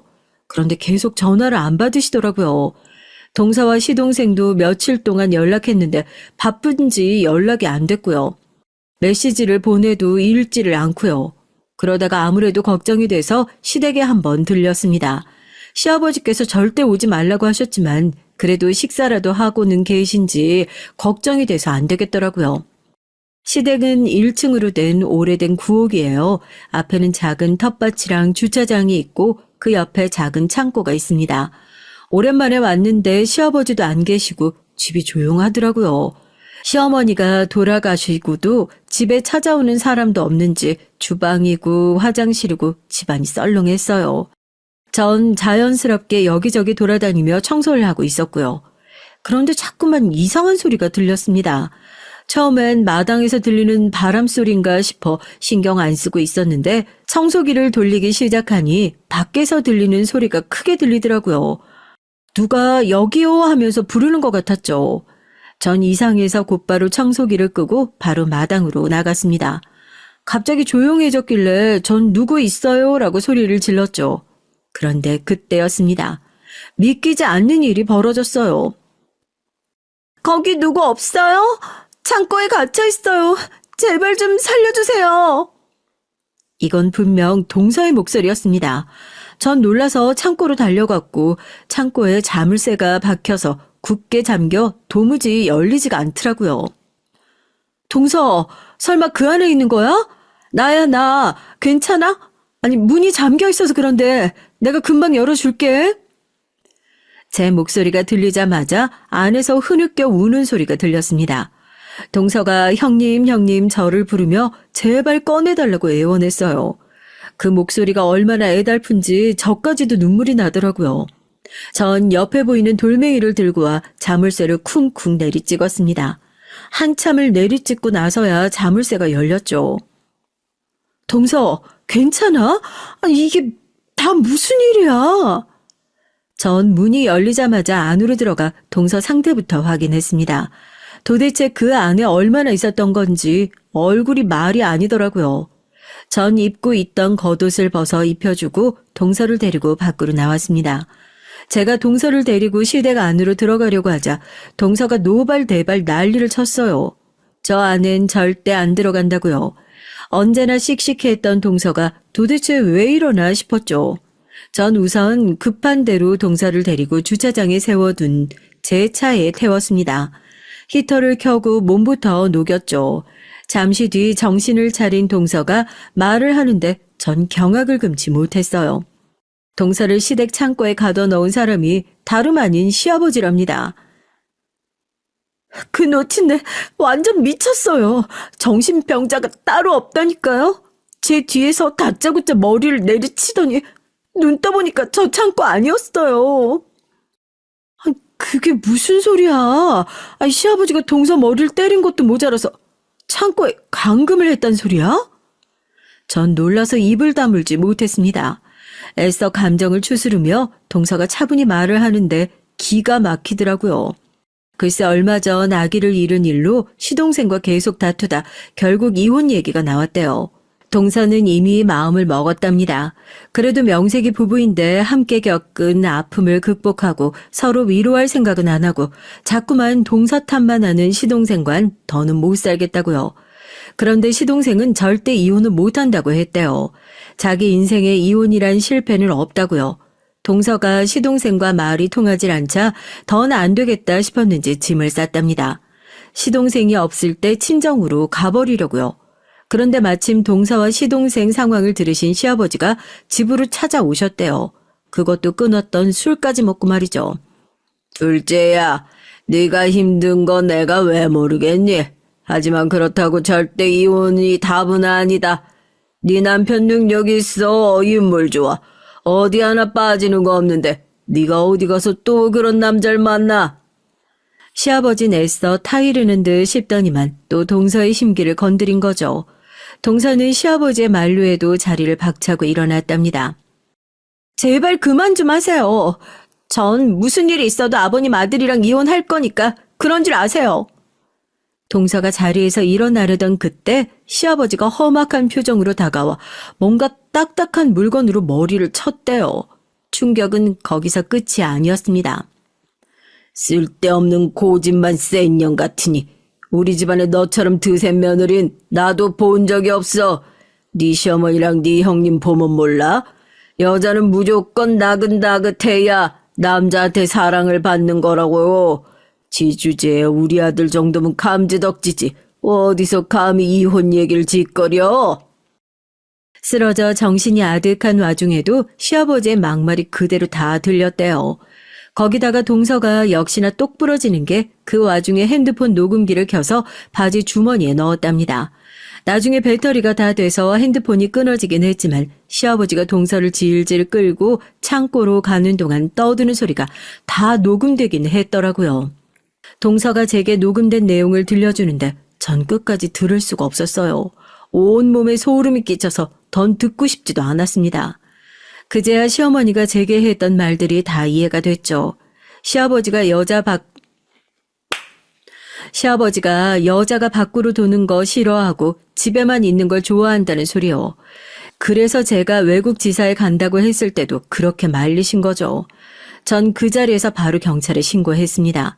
시아버진 끝까지 혐의를 부인하려고 했지만 이미 동서의 정황과 주변 CCTV에 찍힌 증거가 확실해서 바로 수사를 받게 됐어요.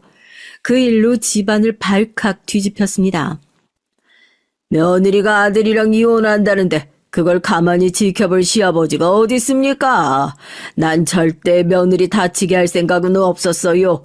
단지 이혼 안 한다고 할 때까지만 데리고 있으려고 한 거라고요. 시아버진 경찰 조사를 받는 내내 억울하다며 호소를 했어요. 전 그 모습을 보는데 너무 화가 나고 초라해서 가만히 지켜만 보고 있을 수가 없더라고요. 아버님, 그만 좀 하세요. 먼저 가신 어머님 보시기 부끄럽지도 않으세요? 아무리 힘드셔도 그렇지. 어떻게 얼마 전에 아기를 잃은 동서한테 그런 짓을 할 수가 있어요? 몸에 물이라도 와서 큰일이라도 났으면 어쩔 뻔했어요. 아이고, 다 내 잘못이다. 내가 평생 네 엄마 고생시키고 아프게 만들어서 이 애비가 평생 네 엄마 없이 혼자 살 생각을 하니 무서워서 나도 모르게 그만 내 아들까지 이혼남으로 혼자 살게 둘 수는 없었어. 시아버진 시어머니가 돌아가신 충격이 크긴 컸나 봐요. 눈물까지 쏟으며 말까지 횡설수설했어요. 시동생이 이혼까지 하면 본인이 더 버틸 수 없을 것 같아 자신도 모르게 우발적으로 일을 저질렀답니다. 그날 이후 저희 시댁엔 많은 일이 있었어요. 동서와 시동생은 당연히 이혼을 했고요. 동서는 그때 충격으로 아직도 정신과에 치료를 다닌다고 하더군요. 시아버진 다행인지 불행인지 구속은 안 됐지만 사회봉사 처분과 벌금형을 받았습니다. 그리고 저와 남편은 더는 시아버지를 찾아가지 않았어요. 저와 남편도 시아버지에게 너무 실망해서 시간이 좀 필요한 것 같았거든요. 하지만 연락을 차단하진 않았습니다. 시아버지께서 매일 저와 남편에게 그날 있었던 일을 메시지로 보내시거든요. 사진까지 첨부해서 말이죠. 오늘은 내가 혼자 계란 프라이도 하고 국도 끓여 먹었다. 이게 해보니까 은근히 재밌더구나. 나중에 오면 내가 너희에게도 해주마. 시아버지는 애써 저희가 돌아와 주기만을 바라며 매일 저희에게 연락했지만 전 아직 모르겠어요. 제가 시아버지 얼굴을 다시 볼 준비가 됐는지 말이죠. 어떻게 보면 시아버지의 인생도 참 불쌍합니다. 시어머니는 일찍 돌아가셨지만 저희 마음속에 언제나 좋은 분으로 남아있어요. 하지만 시아버지는 누구에게도 좋은 사람으로 기억되지 못할 것 같습니다. 그처럼 불쌍한 인생이 어디 있겠어요. 여러분이라면 어떠시겠어요? 감금까지 하는 시아버지를 용서하고 다시 만나실 수 있겠어요? 전 아직도 결정하지 못했습니다. 지금도 시아버지에게 메시지는 매일 와요. 여러분의 의견 댓글로 남겨주시면 남편과 함께 읽어보고 참고하겠습니다. 끝까지 제 사연 들어주셔서 감사해요. 여러분의 가정엔 언제나 좋은 일만 가득하시길 바라겠습니다.